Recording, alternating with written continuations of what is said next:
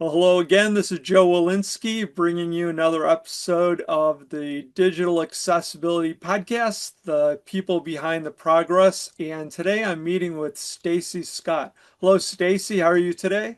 Hi, Joe. I'm very well, thank you. I'm talking to you from my home office in Bellingham, Washington, about 80 miles north of Seattle. Where are you talking to us from? I am in southwest London, not too far from Wimbledon, where they play the tests.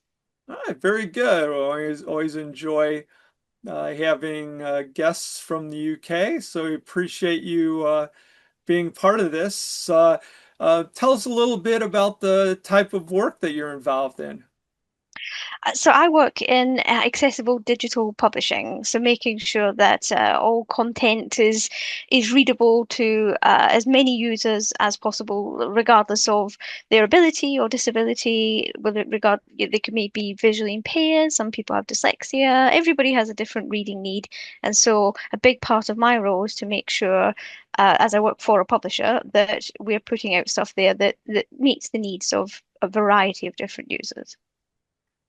And so what types of things are you involved with? Is there a typical week where you're doing certain types of activities? What is what are some of the things that publishing has you always working on? Well, it's actually quite varied, which I love. I love to do lots of different things. I do a lot around strategy. So a big part of my role is just sort of pushing the needle on accessibility, running up the flagpole, making sure everybody's talking about it, knows about it, nobody can hide away from it. Working across the entire business with all the different teams, so it can be content like journals and books, or it can be marketing and our branding. It could be our social media, our messaging. Sometimes we get to play with cool AI tools, or I've got a background in mathematics, so quite often I'll be asked to look at a piece of content and how does that work with screen reader technology? Does it read well? Complex mathematical notation or a complex science book. So I don't know if that sounds fun to anyone else, but I enjoy it. I think I think it sounds like a pretty interesting area to be involved with. Yeah, how did you find your way to that? Maybe go back in time and tell us a little bit about your background and some of the highlights along the way. Yeah, sure. Thank you. Well, I was born blind, so I have a personal interest in wanting everything to be accessible to as many people as possible, particularly in the digital world that we find ourselves in now. I guess throughout I went to mainstream school, and a lot of my content had to be read to me by a classroom assistant, which was fine, but it's not really an independent way of learning. And as you know, the years passed, and we're now in 2026, we're just seeing so much more access to the digital world, and of course we're a part of the digital revolution, and so. I think I became really interested in it when, I mean, I didn't know that screen readers or text to speech existed until I went to university and I was 18. I was nearly turning 18 and I was studying in Scotland and living in Scotland, and I couldn't manage my university work. I just didn't. I had to scan all of this material, didn't know how to read it, didn't know what to do. And then I happened to meet another blind lady that's studying there, and she was talking about. I was like, how do you do this? What do you do?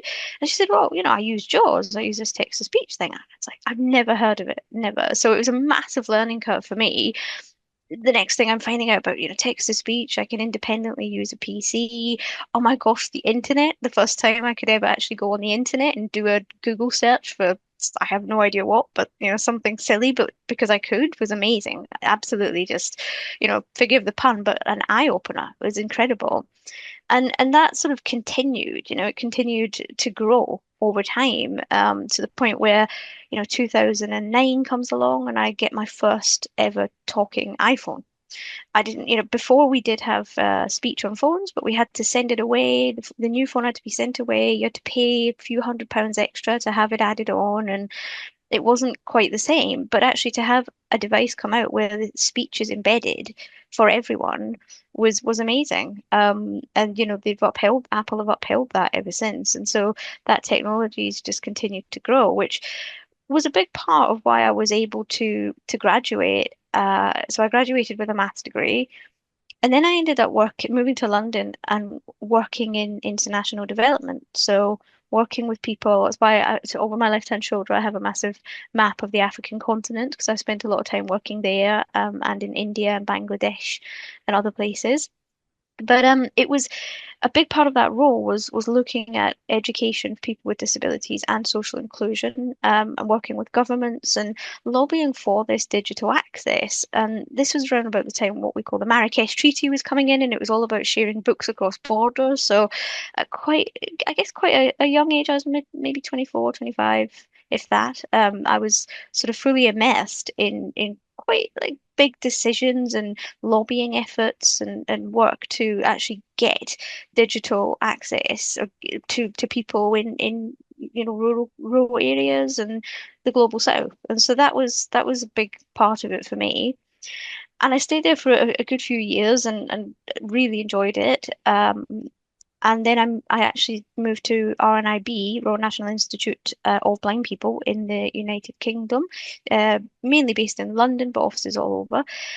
From there, I ran their Bookshare program. So you may have heard of Bookshare in the US, Benetech program, where publishers can share their books and people can download them in a variety of different accessible formats.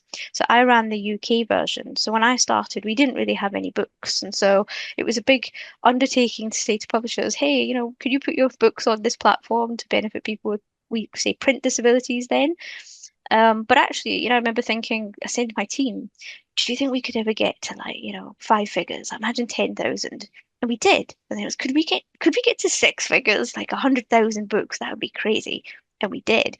And then we got to a quarter of a million, half a million. And by the time I moved on, we were just over, I think, 850,000 books.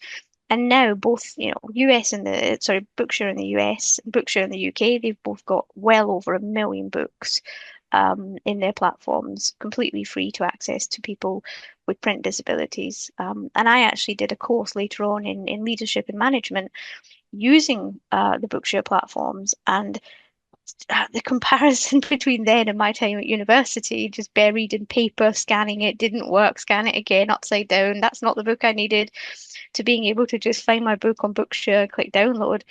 I mean, it's absolutely incredible. And again, that's because we've seen such progress. And it was fantastic to be able to work on that and to work with publishers and to give that content, to use it myself, proof in the pudding, but also to be able to give it to other people was amazing. And then I applied for a job as head of accessibility at Taylor and Francis Publishing, who'd been a massive supporter of Bookshare. They were the first publisher to give us their entire backlist of 180,000 books. And yeah, so I joined there and I basically, as I mentioned, do the sort of head of strategy side of things and play with maths sometimes and AI and everything that we can get involved in to make our content and our platforms and systems as accessible as possible. So that's the short version of how I got here. Well, you've done quite a lot already. So yeah, if there's a longer version. That'd be interesting to get into as well. And in fact, I do want to check back with you. You mentioned about university and being blind, what it meant to you to be able to discover things like screen readers, JAWS, and other technologies like that. And I was just wondering, what do you feel that was what moved you toward being involved in accessibility? I mean, certainly it was important to your own educational growth, but what was it? If you can think of that kind of moved you into doing this professionally. It's something I haven't really given much thought to, but I think on reflection, I'd have to say yes, because I then had experiences where other students would join and be having the same difficulties as me, and so I would tell them about JAWS, and then there was a sort of a lack of sort of support there. So then we had sort of training groups and we helped each other, and just growing myself and learning what I could do and what I could access and what that meant. You don't really understand when you're 18 what that's opening up to you in terms of the world of work, financial freedom, employment. Hopefully that's what you hope for anyway. And of course there are other barriers to that, but having those digital skills, it's just been I don't know that I would have been able to do much without it, to be honest. I think I'd really struggle, particularly as somebody with no useful vision. It's like there's a lot of people for whom going and getting temporary work in a cafe or something just isn't an option. And so, yeah, even just being able to have jobs, part-time jobs and stuff whilst I was at university. It was a massive driver, but also just seeing that other people were also finding themselves, finding their paths, and in, engaging with this technology, which was at the time absolutely mind blowing. And now, flash forward to 2026, and we probably take it for granted a bit. I'm probably the first person to complain that the screen reader's running too slow and how annoying it is, and so easily forgotten how amazing it was, back in the early 2000s, and how incredible it was. I didn't care if it was glitchy. I didn't care if the speech was slow. I had it and it was incredible. And now, moaning at my iPhone or moaning at my laptop and forgetting actually how grateful I am that we have that software. Well, it is pretty amazing what some of the technology advances have had in the area of accessibility. I know when I go to conferences and there's technology expositions, there's always so many devices that are providing assistance in ways that I hadn't even thought. And Ah, so I think that's something that maybe people don't, get a chance to know about unless they go to a conference or they are deeply mm, involved in technology. All the things that are out there that are constantly being developed. yeah. Yeah, absolutely. Because I love technology, but I'm the same. I find when I go to a conference, like something like CSUN, in California, for example, they just have so much there. Stuff I hadn't heard of, stuff I hadn't conceived of. And you see the progress every year, every time you go to one of these conferences, you just see the progress. And sometimes you think, well, I think we've reached the pinnacle when I can't see technology being able to do any more for us. And then, then AI comes along, and the next thing I can go to any picture in my phone and have it described to me really, really well. And then I'm like, oh my gosh, this is amazing.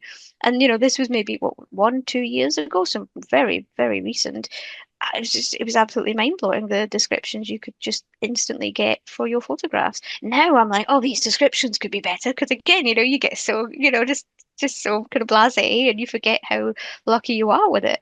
And I think there's so that yeah, I think every time I think we've reached the pinnacle point, we get something new and exciting, and I think there's a lot of that to come, and I'm really excited about it. Well, you've certainly, have a, perfect perspective about the importance of accessibility technologies, and you've seen things evolve. I wonder if you have any thoughts about the progress that you've experienced.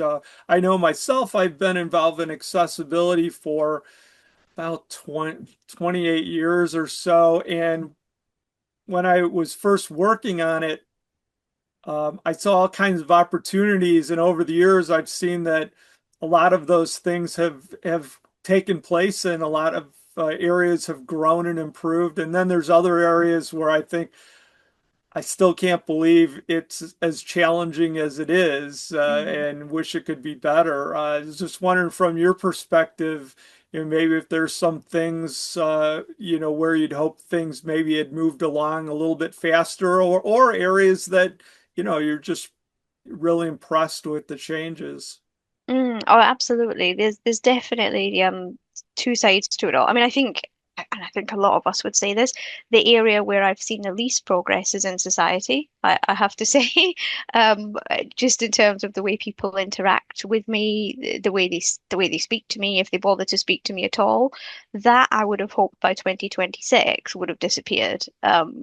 And unfortunately, it hasn't. Like every week, I've got another story of someone who, said to my husband, oh, what does she want to eat, or something ridiculous like that. So that I would like to change. I'm not sure technology's going to solve the problem, but I think it's going to help because I think technology makes people more visible because technology allows us to be in education.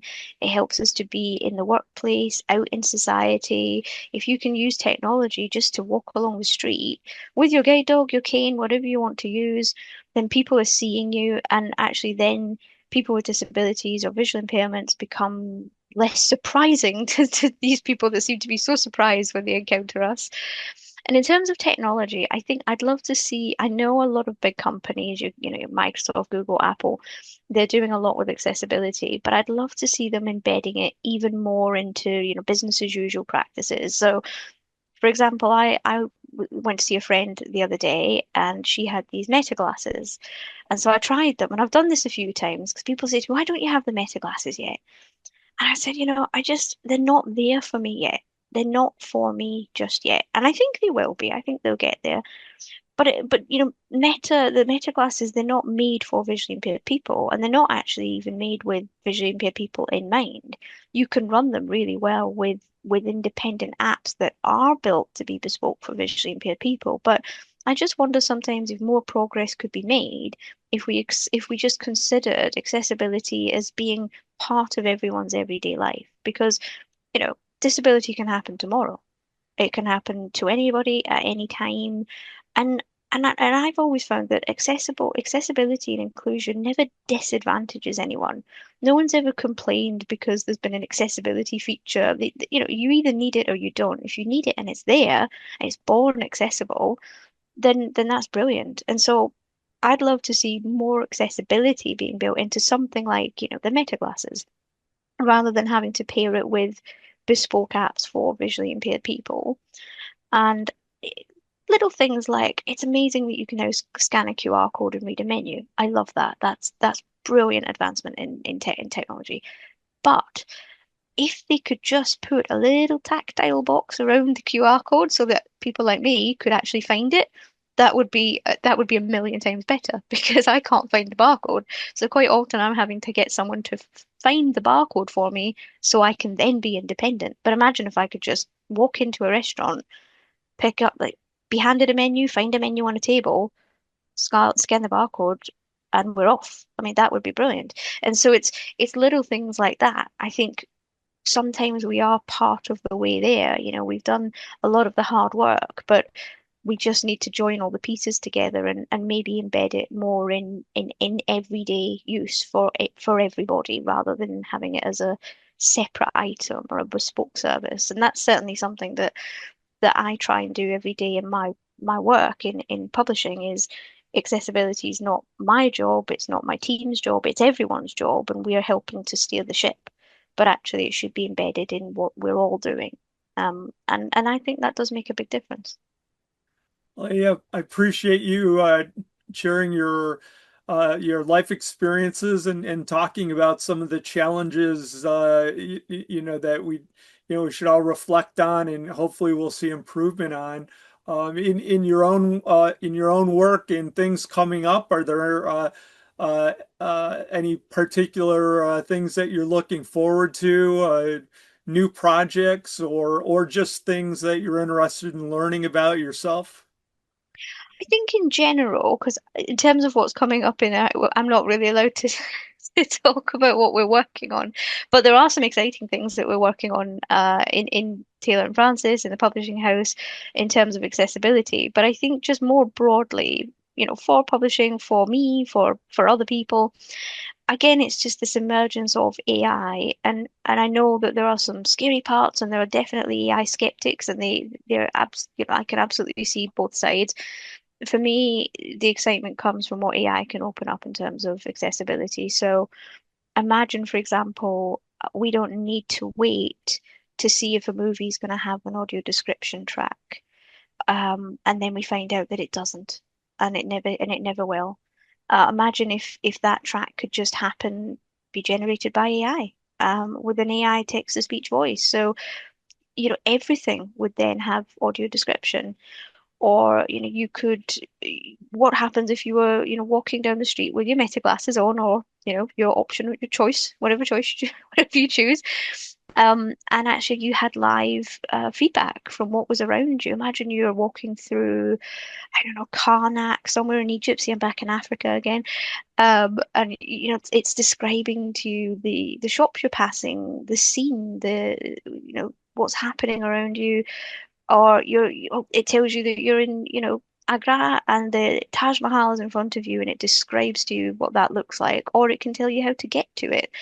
I mean, these kind of things I think are around the corner, and for me, that's incredible in terms of access, but also independence, and just being able to, the idea that you can pop on a pair of glasses and read a menu, or walk down the street and feel more confident, more independent, or explore a city, and not feel like you're missing out on everything you pass, unless somebody is next to you saying, "This is we're passing this, we're passing this, we're passing this, we're passing this," and there are amazing people that do that, and they do it brilliantly.